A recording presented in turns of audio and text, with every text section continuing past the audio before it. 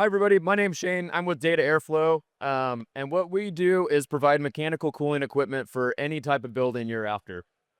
So, historically, our focus has been Bitcoin. We have a huge background in HVAC, commercial and industrial buildings. And now we've really geared towards focusing on hydronically cooled equipment in the AI HPC world, along with immersion and anything hydronically related.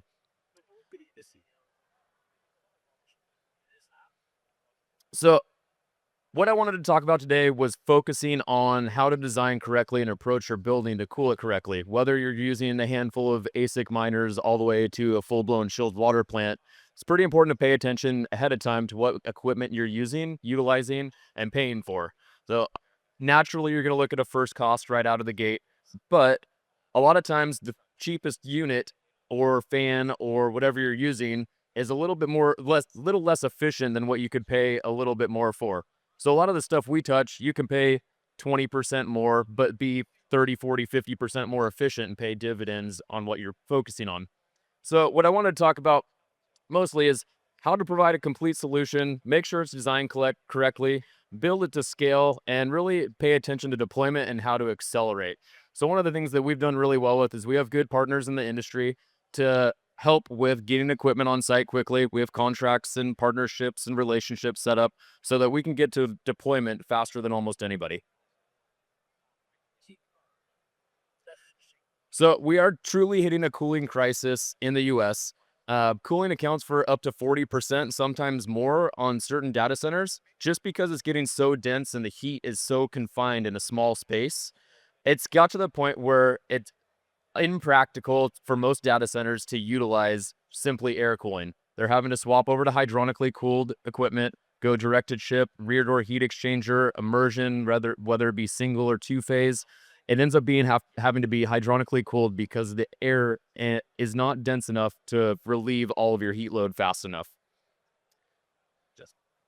So there's a lot of hidden costs in inefficient cooling equipment, energy waste, downtime, equipment damage, lost revenue. So that was one of the main things I was talking about at first, is really focusing on the equipment you're choosing for your building and making sure it's correct for the application long term. Again, we can go into different types of equipment, why it's good to pay attention to just even simply a fan and what motor they're utilizing to make sure you have the longest runtime and uptime imaginable and don't have any lost revenue due to downtime. So here's a couple of pieces of equipment that we heavily focus on. On the left-hand side is a big Evapco dry cooler. This is helping us reject heat without utilizing any water. So a lot of places aren't able to use water in the US anymore. It's getting shut down. There are plenty of places that still do, but areas that don't want to use water anymore, we can run completely dry, maintain your equipment properly, and really be really cost effective from a maintenance standpoint. The right-hand side is a York Johnson Controls chiller. So these go anywhere from 50, 60, 70 tons, all the way up to 3,500 tons a piece.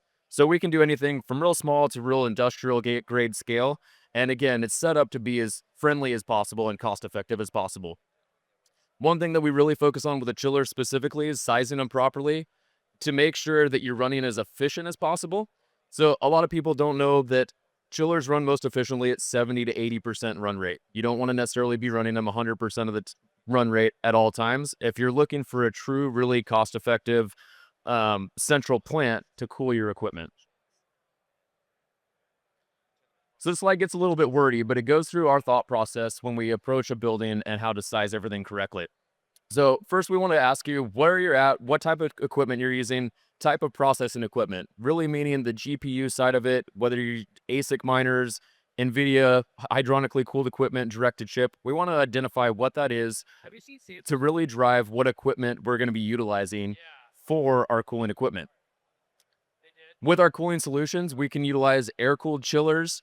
We can go just eliminate chillers entirely and go full dry cooler. We can do in between with open cooling towers. Really, there's a whole array possible and really site specific and dependent on what's available and what the real goals are. We can go anywhere from a tiny air cooled chiller up to, like I was showing on the last slide, we can massive chilled water plants. Some of the big ones we're hitting, we're at 16, 20,000 tons of chiller plant to help cool down direct-to-chip applications. So distributing equipment, that's another one we like to identify because it really drives the equipment selection because of the temperature of water going to a space.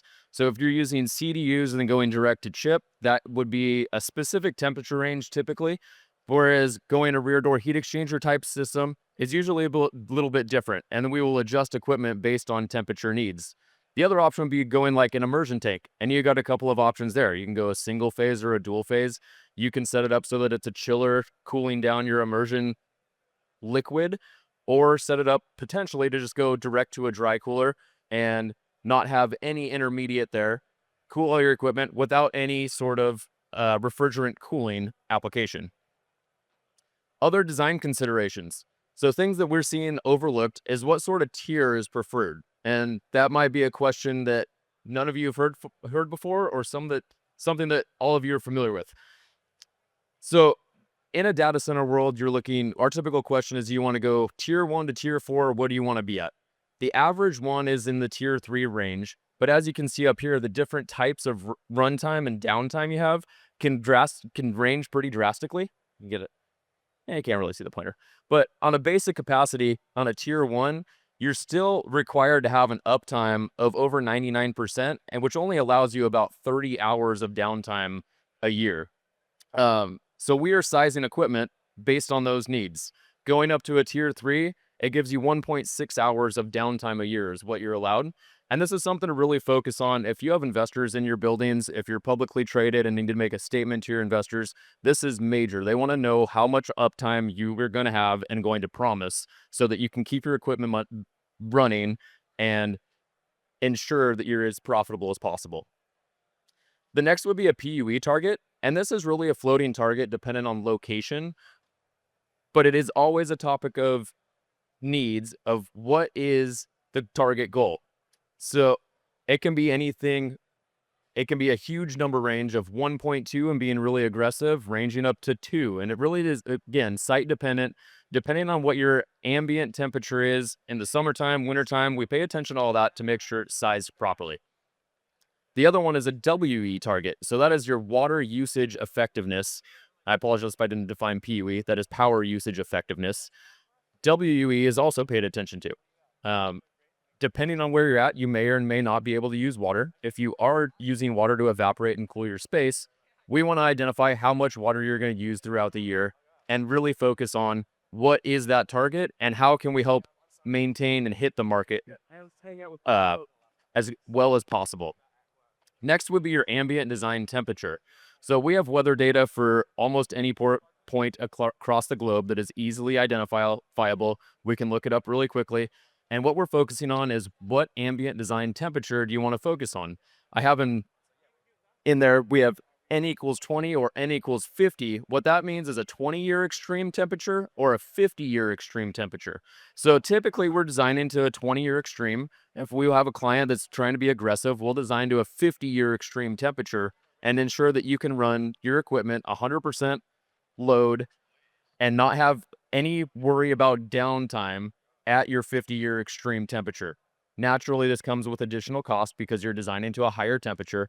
But really what we're focusing on here is where are you located? Because that drives it immensely. If you're in an upper state and have a design temperature of 95 degrees versus down in Texas of a design temperature of 120 degrees, you can really realistically be talking about almost like 60% more cooling equipment required because of your different location. So identifying that, what the needs are, what the temperature requirements are immensely important.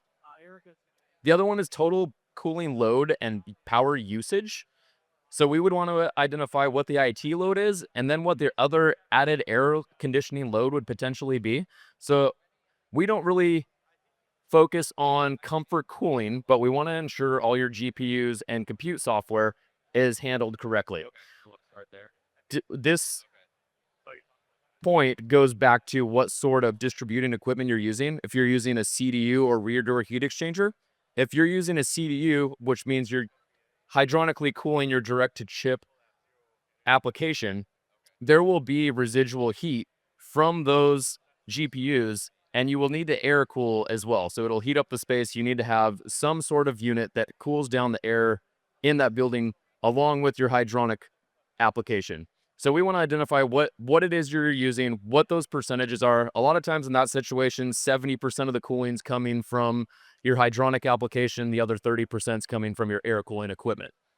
If you're going a rear door heat exchanger, almost 100% of that load goes to the hydronic equipment because it is effectively turning into an air-cooled piece of equipment inside of the white space. So then we ask additional requirements. Uptime goes back to what sort of tier you're talking about, but that gets a little ambiguous when you get into the weeds of it. And so we want to identify how much uptime do you actually want? How much do you need? How much of redundancy in your equipment are you willing to apply to your application? Other one is footprint constraints. Do we have a huge, wide open space, or do we need to get interesting with it and figure out how to shrink down?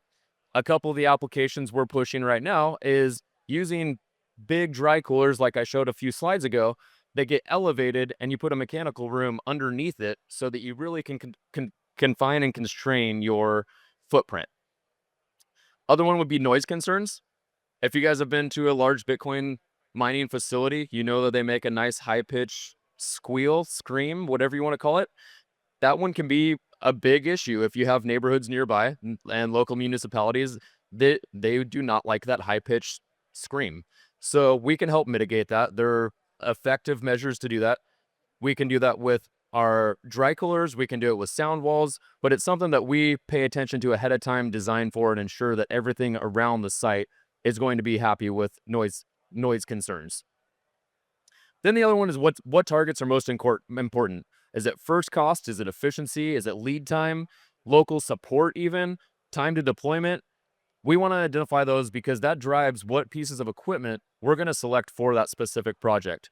If it's a first cost, it could drive it very different than if we're looking at time to deployment or lead time or a PUE goal. One of the ones we get fully into the weeds of is time to deployment. We get into with our manufacturers and discuss what we're targeting and figure out what components need to be sourced quickly and where we need to navigate through to ensure we're providing the correct equipment. The other one's commissioning, and this one is one that gets overlooked quite a bit. Commissioning, and when I say what level, we also define tiers 1 through 5, and that ranges in the amount of testing that goes into your equipment to validate that it's performing as designed. This goes back to an investor level. If being a publicly traded company, if you need to validate the equipment that you supplied, we can do that, help through it, and define what is necessary for validating the whole system, whether it's just each individual piece of equipment, doing power failures. We can do a full range of assisting with that. The other one is load banks. So typically, if you're talking a huge, large data center, they are not going to put their compute equipment into the white space prior to testing all of the cooling equipment. So what we do is load banks. This can be an air-cooled load bank, which is essentially a glorified electric heater that heats up the space on the air side, or we can do electric boilers and inject heat into the hydronic system. This helps us validate chillers, dry coolers, pumps, VFDs, everything that's related to cooling down that white space. On top of that, it also validates your electrical gear. So we size the load banks based on your breaker and starbus line sizing to ensure that we are doing a good, proper break-in period for your electrical, and then also validating that they are performing correctly. So market direction. It is expected that the data center expansion is going to double in the next 5 years. And we feel that's an extremely aggressive goal, but as AI and HPC becomes more prominent, that is the direction we're seeing. There's already a need for more power in many, many locations across the US. I know one of my local markets that I live in, the local municipality says if you want real power, it's going to take them 7 years to get it to you. So as we know, having power is king. It is going to be a fun ride over the next handful of years as we really figure out how to tackle the AI HPC world. And as we get into the next gen chips and how dense they are, NVIDIA is talking about their next iterations and how dense they're going to be. They're going to double their compute power in the same footprint in the next 18 months is what our understanding is. And being able to plan for that in the future is immensely important right now.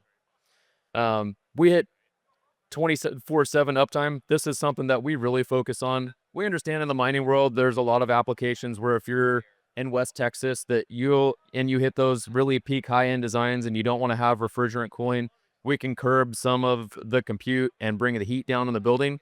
But our goal is to keep you up running 24/7 to make sure you have enough returns as possible. So implementation process.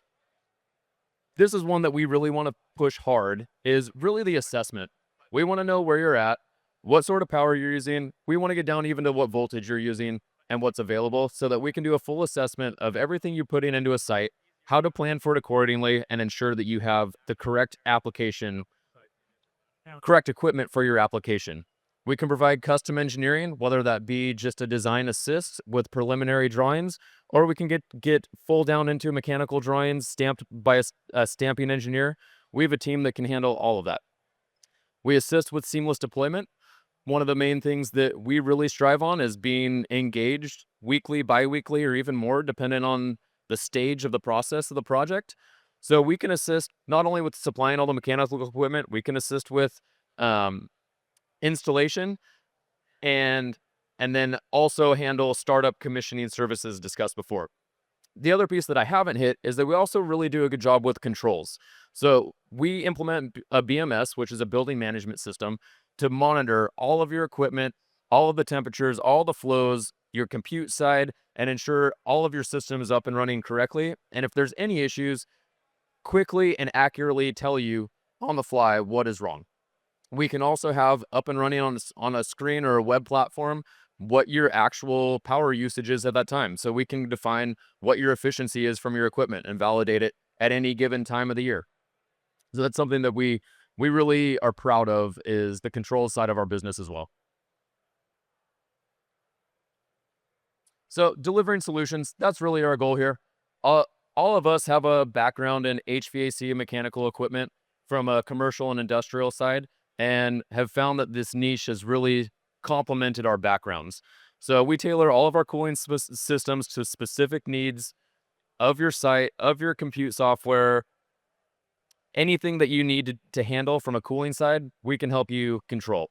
Even if it comes down to simple ventilation, we can help that as well. Um, we have the highest efficiency equipment on the market, and we can validate and prove that. One of the things that I personally love doing is going through a full system like this with water-cooled chillers and dry coolers and show you exactly what you expect from a horsepower standpoint, from a power usage standpoint, efficiency standpoint through different types of the year. We really like to get in the weeds, not just on a power usage at peak load, but really what you're looking at through the full year. So one of the things we implement as well is what we call free cooling, where we will put it's called a pony heat exchanger side by side to your chiller so that when you get below a certain ambient temperature, we turn off the chiller and go from the dry cooler direct to a heat exchanger. And so you're really just circulating pumps and fans at that point and not usually utilizing any refrigerant cooling. So we can predict how many hours a year you'll run in free cooling and what that efficiency level looks like, power usage level looks like, and then so that we can give you a yearly prediction on how efficient your system will be based on your design. The other one hit on is the control side of it, advanced systems, sensors, automation. We can do it all. We put a web platform if you prefer, or we can keep it locked down so that there's no access. But the gist of it is we can monitor everything you want to and set it up so that you're notified for any alarm. Make sure you're notified for a maintenance schedule so you don't have to think about it and just have everything ready to go for you. So it's a nice turnkey, seamless product. And that's really our goal is to help you from cradle to grave to give you a seamless product that will be perfect for your application. And that is it for me. I'm with Data Airflow again. My name's Shane. We have a booth just directly back right there, the video tower. You can see our logo at the top. If you got any questions, come over and chat with us. Love to get in the weeds with whatever your projects are. Thank you.